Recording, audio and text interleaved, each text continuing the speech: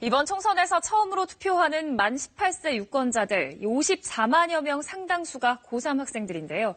등교가 미뤄지면서 선거교육을 제대로 받지 못한 건 아쉽지만 첫 참정권 행사에 대한 기대만큼은 크다네요. 김용준 기자가 전합니다. 이번 선거엔 2002년 4월 16일 이전에 태어난 만 18세 유권자가 첫 투표를 합니다. 지난해 말 공직선거법이 개정돼 선거 나이가 낮아졌습니다. 이번 선거에 참여하는 만 18세 유권자 수는 모두 54만여 명입니다. 이 중 고등학교 학생을 포함한 재학생 유권자 수는 14만 3천여 명입니다.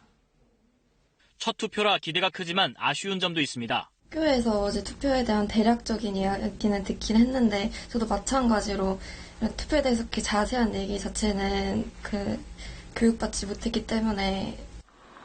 교육부와 각 시도교육청은 지난 1월 선거교육 공동추진단을 꾸렸습니다. 재학생 선거교육을 위해서입니다. 하지만 코로나19로 개학이 3차례나 연기됐고 결국 온라인 개학을 하면서 선거교육은 제대로 진행되지 못했습니다.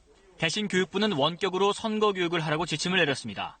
원격 수업 때문에 등교 학습이 불가능한 요즘 같은 경우 온라인 선거교육 대기주간을 설정해서 학생들한테 선거교육 관련 자료가 잘 전달되도록 문자나 가정통신문 등으로 독려하고 있습니다.